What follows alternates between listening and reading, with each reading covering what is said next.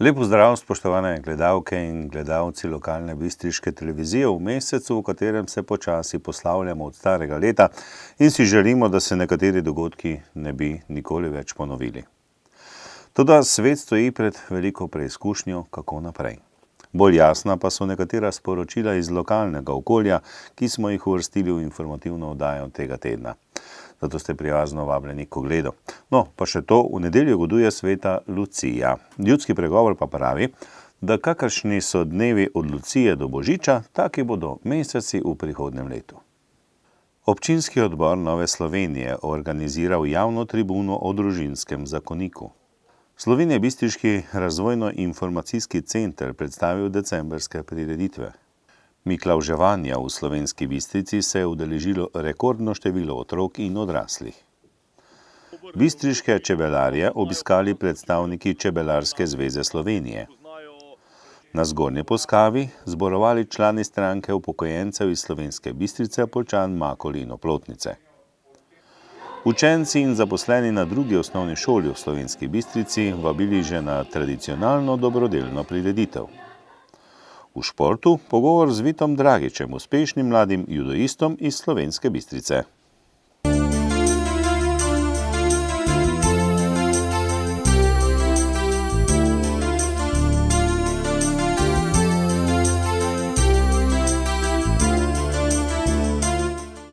V rubriki Lokalne novice si boste lahko gledali pisano paleto dogodkov, značilnih za praznični december, dodali pa smo še druga aktualna sporočila. 2. decembra je Slovenjebistriški občinski odbor Nove Slovenije vabil na javno tribuno, na kateri je tekla beseda o referendumu na temo družinskega zakonika ter o pravicah istospolnih partnerjev pri ustvarjanju družine. Na javno tribuno so bili vabljeni tudi predstavniki SLS in SDS. Skupna ugotovitev je bila, da lahko družino tvorita le moški in ženska in otroke vzgajata le oče in mati.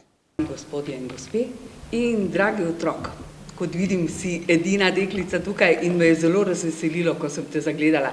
Kajti to je cilj naših prizadevanj, da bi naši otroci živeli v deželi, kjer bi lahko živeli v družini mame in očeta, kjer bi ne kratili človekovih temeljnih pravic in kjer bi spoštovali osnovne temeljne vrednote človeštva. In družina je zagotovo temeljna vrednota. Mama, oče in otroci. In zaradi tega je to, kar se dogaja v naši deželi, je pravzaprav za nas, ki smo mame, ki smo očetje, nekaj nepojmljivega. Kaj nam ta zakon pravzaprav jemlje? Jaz se bom dovolila, da vzamem tu pa tam kakšen citat iz Svetega pisma, ki je staro že tisočletja in kjer so preroki že pred tisočletji govorili o pomenu družine.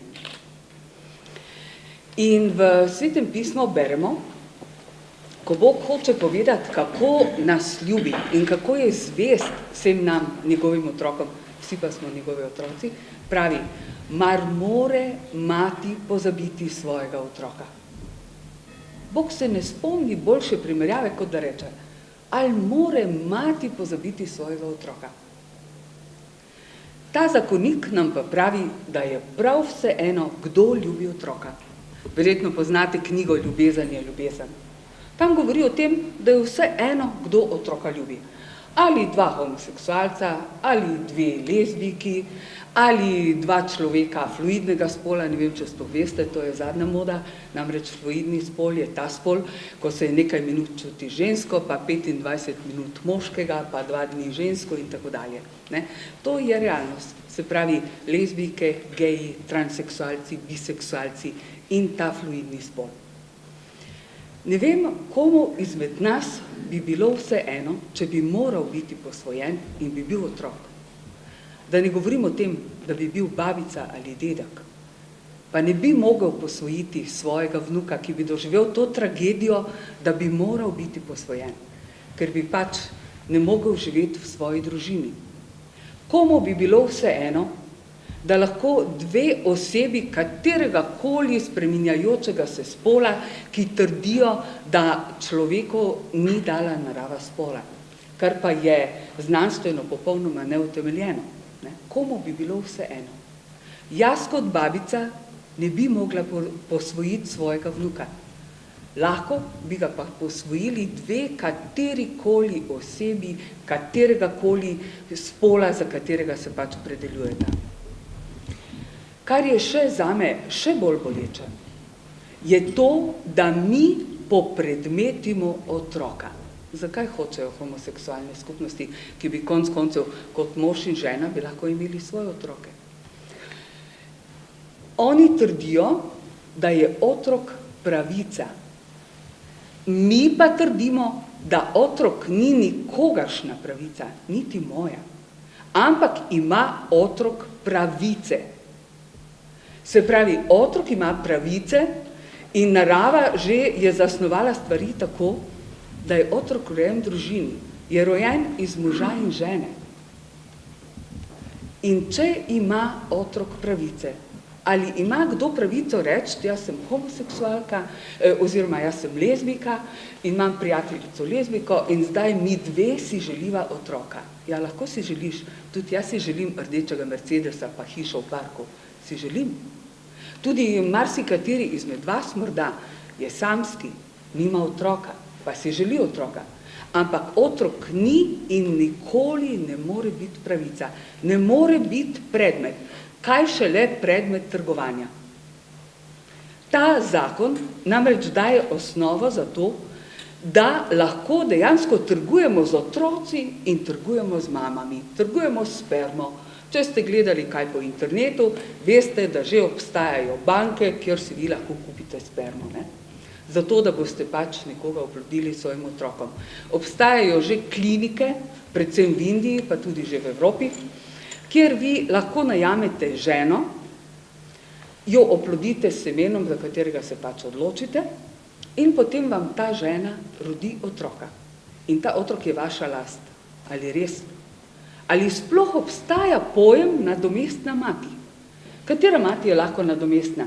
Če sem jaz rodila otroka, kaj sem jaz nadomestna mati? Ali sem jaz prava mati?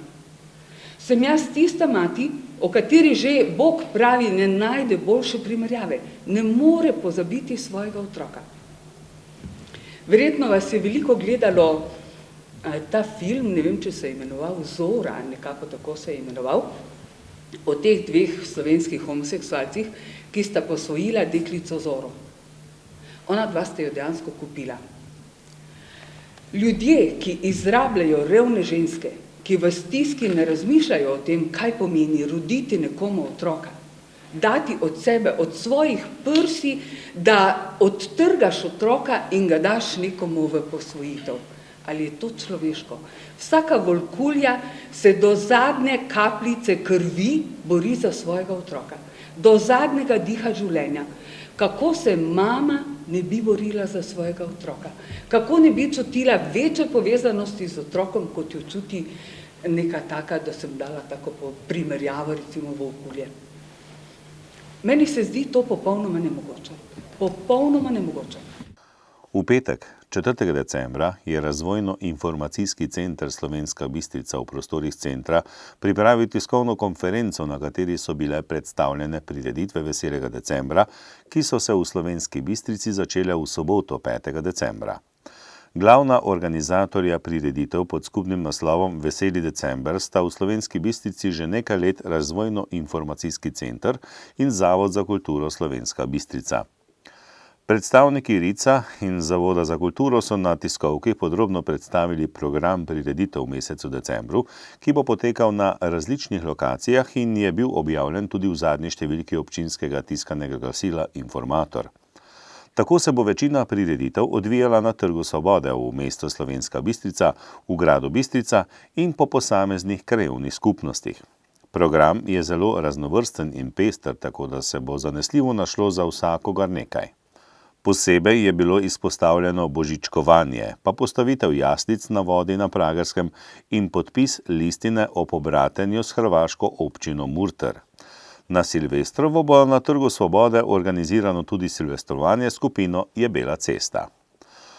Ob tem je bil posebej omenjen še prvi podjetniški dan, ki ga bo v četrtek, 17. decembra, v sodelovanju z RIC in območno obrtno podjetniško zbornico Slovenska Bistrica organizirala družba Obzorje d.o.o. iz Slovenske Bistrice.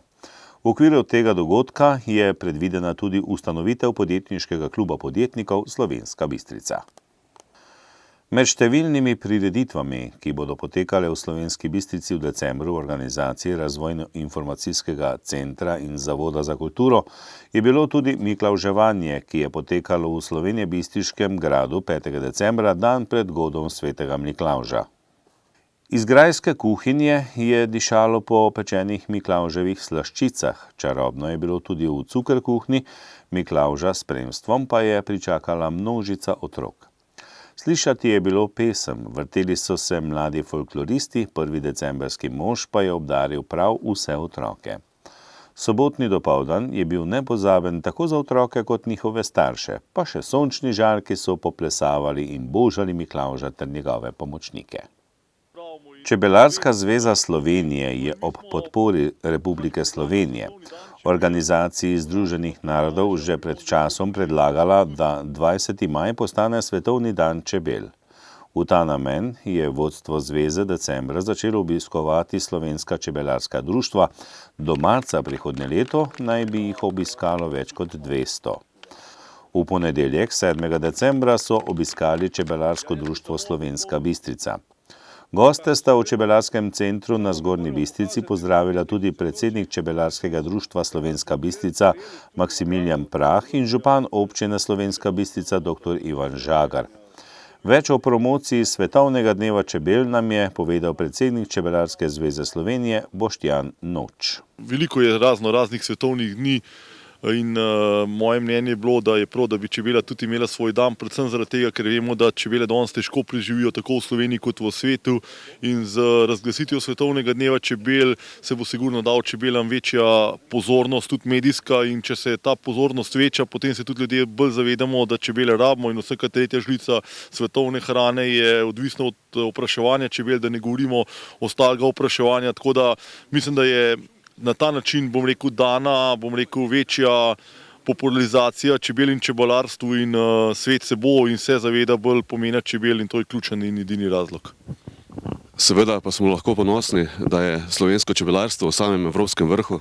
No, saj tudi to, da je Svetovna čebelarska organizacija podprla našo pobudo, da se Svetovni dan čebel predlaga na 20. maj, rojstni dan največjega slovenskega čebelarja Antona Janša, je posebno priznanje slovenskemu čebelarstvu, številnim generacijam pred nami, ki so res zaznamovale svetovno čebelarstvo. Svet slovensko čebelarstvo pozna, ga ceni po kranjski čebeli, po naši odlični organiziranosti, po gostoljubnosti, po vsem, in konec koncev tudi tukaj v Slovenski Bistrici, dokaz ta učna pot, gradnja doma, to se rojevo po Sloveniji in svet to prepoznal, in na to smo lahko ponosni. Zakaj pa obiskujete čebelarska društva ravno v tem zimskem času? No, pač zaradi tega, ker je ta pobuda o Svetovnem dnevu, zdaj najbolj aktualna. Želimo, da se, tudi širša javnost zaveda te naše pobude. Konec koncev želimo tudi spodbuditi gospodarstvo, da, spozna priložnost Svetovnega dne čebel. Konec koncev, jaz sem večkrat poudaril, da bi bilo lahko na naših turističnih katalogih čebela, kajti čebela ponazarja čisto okolje, zeleno okolje, in Slovenija je, da ne govorimo o vseh ostalih turističnih možnostih, ki jih čebelarstvo ponuja. Tako da ta zimski čas, predvsem zaradi tega, ker je čas uživanja čebeljih pridelkov, čebelari imamo več časa, ker nismo pri čebelah.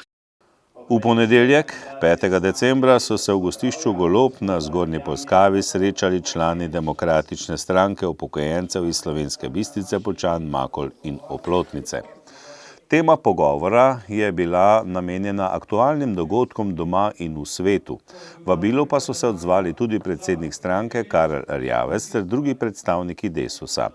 Sklicatelj je bil Ivan Peter Jurše z Zgornje Polskave, med osrednjimi govorci pa Karel Erjavec, ki je uvodoma povzel nekatere že storjene korake koalicije in poudaril.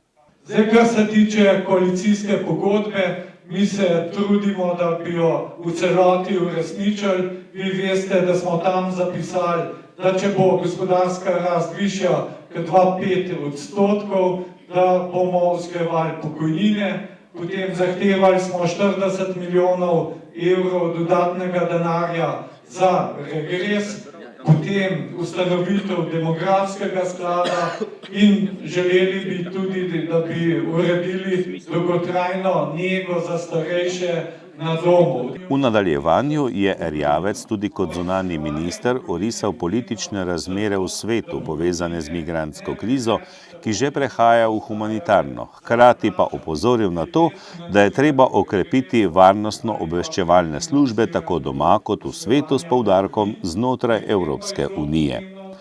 Zadnji tragični dogodki kažejo, da nekateri ekstremisti izkoriščajo množico migrantov in se z lažnimi identitetami dokopljajo do svojih zločinskih ciljev. Na shodu je tekla beseda tudi o problematiki starejših, o staranju prebivalstva in o oskrbi. Na koncu pa še druženje ob zvokih glasbe, ki je bilo hkrati tudi slovo od starega leta. V torek, 8. decembra, so učenci in zaposleni na drugi osnovni šoli v Slovenski Bistrici vabili na že tradicionalno dobrodelno prireditev z mislijo, da ljubezen ni prava, če je ne delimo. Deliti nasmeh, prijazno besedo, pa ne samo ob iztekajočem se letu in podariti kanček dobrodelnosti tistim, ki jo potrebujejo. Priredili so koncert. Na božičnem bazarju so prodajali izdelke, katerih izkupiček bodo namenili otrokom in se družili ob dišečem čaju. Celotno prireditev pa si boste lahko, spoštovane gledalke in gledalci, ogledali v celoti med božično-novoletnimi prazniki.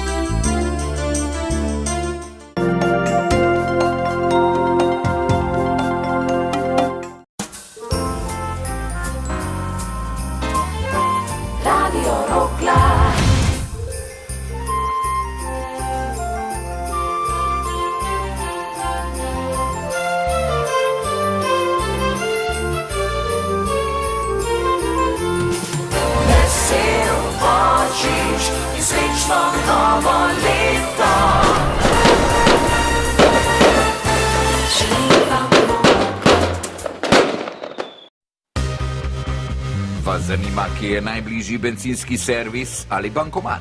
Dobra restauracija. Kakšen je delovni čas trgovin? Na pametni telefon ali tablico si z Google Playa naložite aplikacijo Pirs. In brezplačno boste izvedeli vse, kar vas zanima. Pirs, brezplačno na Google Playu.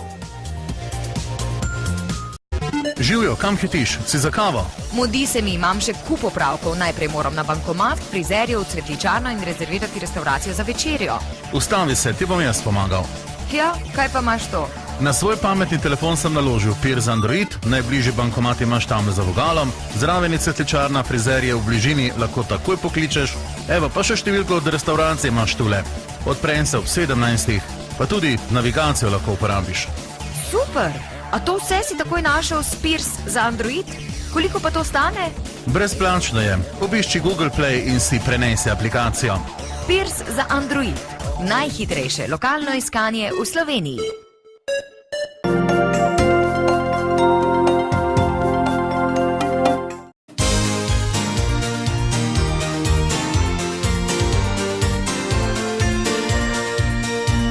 Lep pozdrav, spoštovane gledalke in gledalci. V tokratni oddaji vam predstavljamo judoista Vita Dragića. Verjetno je v letošnjem letu Vito Dragić eno najbolj vročih slovenskih judoističnih imen. Imel je odlično sezono, piko na i pa je postavil pred nekaj dnevi, ko je na Evropskem prvenstvu mlajših članov do 23 let torej osvojil v svoji kategoriji odlično 5. mesto.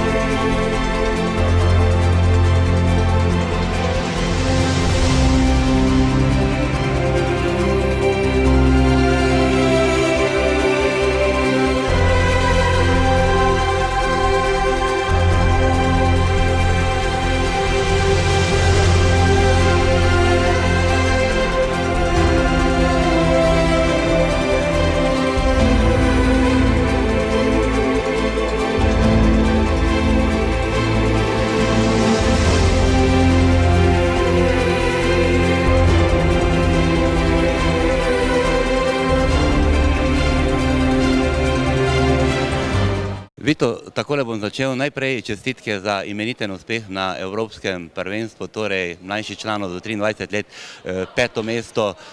Verjetno je tisti grenki priokus, da ni bronaste kolajne, vendar 5. na Evropskem prvenstvu, to je dejansko tvoj rezultat karijere. Kako ga torej ocenjuješ, kako se spominjaš tega imenitnega dosežka? Ja, sicer je še to dokaj svežo, 2 tedna nazaj je bilo zabeleženo 5. mesto, ampak občutki so isti, kot je že verjetno par let prej povedal naš Ceraj. Najbolj grenko je to, ko si tako blizu pa tako daleč od medalje. Borba za medaljo se je končala 15 sekund do konca s porazom za 4. kaznijo, tako da prvi teden so bili občutki razočaranja, zdaj pa je tudi v bistvu veselje po vseh motivacijskih besedah, ki jih nudijo vsi ostali podporniki. Tale rezultat torej pomeni, da si v letošnjem letu veliko gradil, veliko delal, veliko treniral, da si dejansko dosežel v koncu letošnjega leta tako imeniten rezultat. Kako se lahko v nekaj besedah torej vrnemo v začetek letošnje sezone, kaj se skupaj se je torej dogajalo, kje si tekmoval in kakšni so bili tisti rezultati? Ja, za začetek sezone lahko rečemo komaj, da je bilo junija oziroma julija, saj sem se lanski božič poškodoval in sem rabil pol leta, da se vrnem. Brez tekme sem šel na univerzijado v Korejo, tam sem zasegel 7. mesto v absolutni kategoriji, v plus 100 kategoriji se je malo slabše končalo. En teden zatem sem šel na svetovni pokal, ki se tudi točkuje za olimpijske igre, sem tam dosegel 3. mesto. Potem naprej so bili evropski pokali, kot so bili po četrtek, ponovno 3. mesto, Bratislava, tudi finale. Imeli smo Beograd, tudi 3. mesto, Dubrovnik, finale, spet se pravim, na vsako tekmo, ko sem šel, sem prinesel medaljo iz članskega evropskega pokala ali pa svetovnega pokala, tako da več kot zadovoljen ne morem biti. To noben ni niti pričakoval, da sem sploh po poškodbi vrnil tako uspešno. potem na koncu še pa to 5. mesto, kar pač sem ponosen na to sezono. No. Torej, odlični rezultati, kateri se boš verjetno še dolgo spominjal, vendar ti rezultati so nekako potem tudi tekmecem dali vedeti, da Vito Dragič torej na evropsko sceno, na svetovno sceno torej prihaja v drugačni podobi. So bile potem nastopi proti nasprotnikom težji, so te nasprotniki mali drugače po teh rezultatih? Večina nasprotnikov se že poznamo, vsaj skupaj rastemo že od kadetov naprej.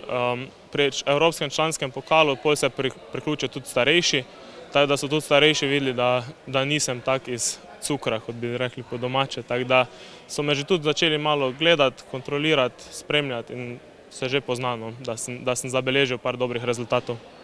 Kaj ti torej domači sparing partnerji, kateri so tisti tekmovalci, ki ti lahko veliko pomagajo, da ti še napreduješ, torej da greš tisto smer naprej, ki si jo tudi začrtal? Morda imaš sedaj v Dinu Prepeliču prav dobrega sparinga tudi doma? Ja, vsekakor, tu smo bili vsi trije, Ceraj, jaz in Dino. Sicer je Dino lažji, mlajši, malo manj močen, ampak se kosa z nami enakomerno, mu malo popuščamo, da tudi on raste z nami.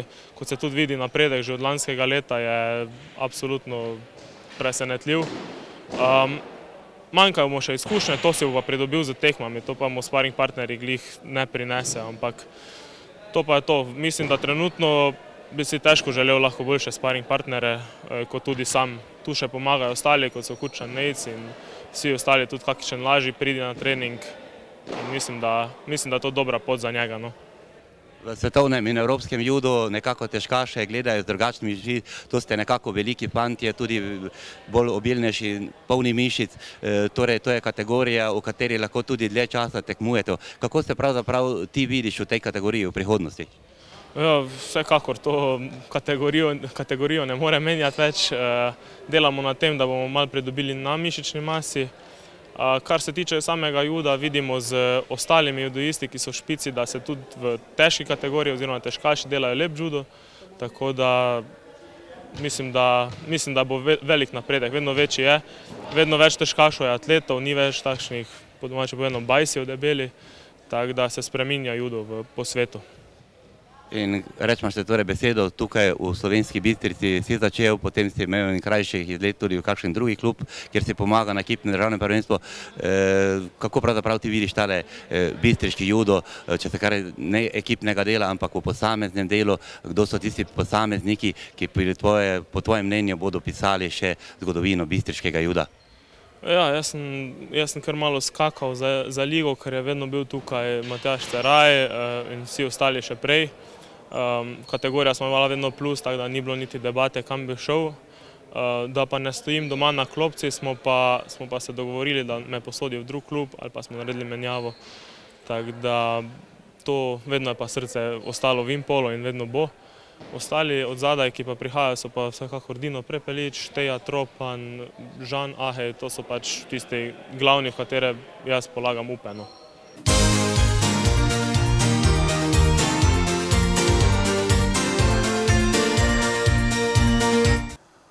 Spoštovani, na adventnem venčku prižigamo 3. svečko.